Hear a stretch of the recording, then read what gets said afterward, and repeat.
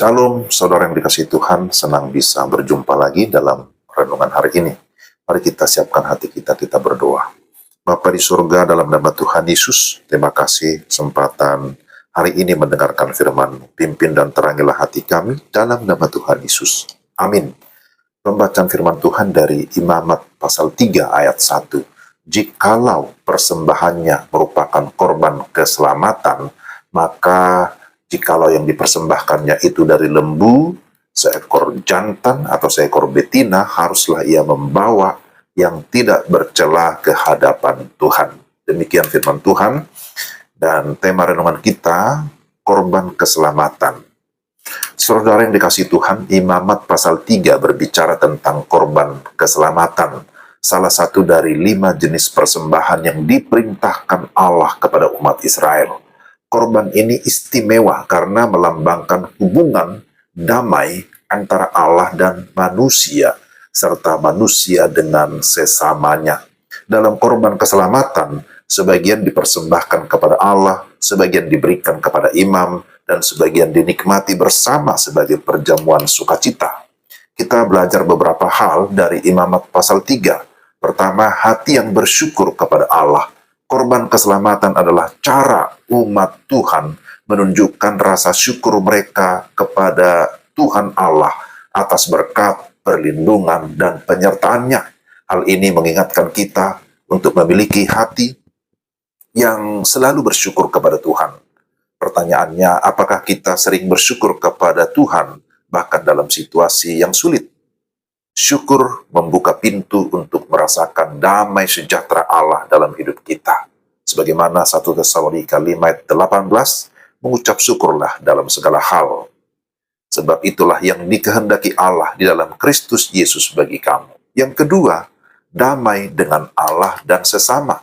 Korban ini juga melambangkan pendamaian, di mana umat dapat merayakan hubungan yang diperbarui dengan Allah dan orang-orang di sekitar mereka. Sebagai orang percaya, kita juga dipanggil untuk hidup dalam damai dengan Allah dan memelihara hubungan yang harmonis dengan sesama kita. Apakah ada hubungan yang perlu dipulihkan dalam hidup kita? Tuhan menghendaki agar kita menjadi pembawa damai, peacemaker. Berusahalah hidup damai dengan semua orang dan kejarlah kekudusan, sebab tanpa kekudusan tidak seorang pun akan melihat Tuhan. Demikian firman Tuhan, Ibrani 12 ayat 14. Dan yang ketiga, persembahan yang terbaik. Dalam Imamat 3, Allah meminta persembahan yang tidak bercela, melambangkan bahwa hanya yang terbaik yang layak diberikan kepadanya. Ini mengajarkan kita untuk memberikan kepada Tuhan bukan yang sisa, tetapi yang terbaik, baik itu waktu, talenta, dan sumber daya kita.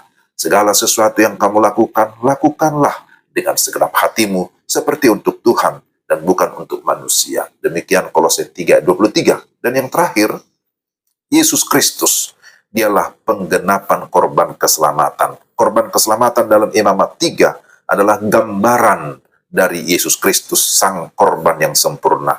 Melalui pengorbanannya, kita didamaikan dengan Allah dan memperoleh damai sejahtera yang kekal. Sebab ia adalah damai sejahtera kita. Efesus 2 ayat 14. Apakah kita telah hidup dalam damai yang ditawarkan oleh Kristus? Apakah kita menyebarkan damainya kepada orang lain? Saudara-saudara, mari luangkan waktu setiap hari untuk bersyukur kepada Allah atas segala berkat-Nya. Periksalah hubungan kita dengan orang lain dan upayakanlah perdamaian jika ada konflik. Berikan waktu, tenaga, dan sumber daya yang terbaik kepada Tuhan dalam ibadah dan pelayanan kita. Renungkanlah pengorbanan Yesus dan hiduplah sebagai pembawa damai dimanapun saudara berada. Amin. Mari kita berdoa. Tuhan, terima kasih untuk renungan hari ini. Kami bersyukur bahwa Engkau, Yesus Kristus, sudah menjadi korban yang sempurna bagi kami untuk keselamatan kami orang-orang berdosa.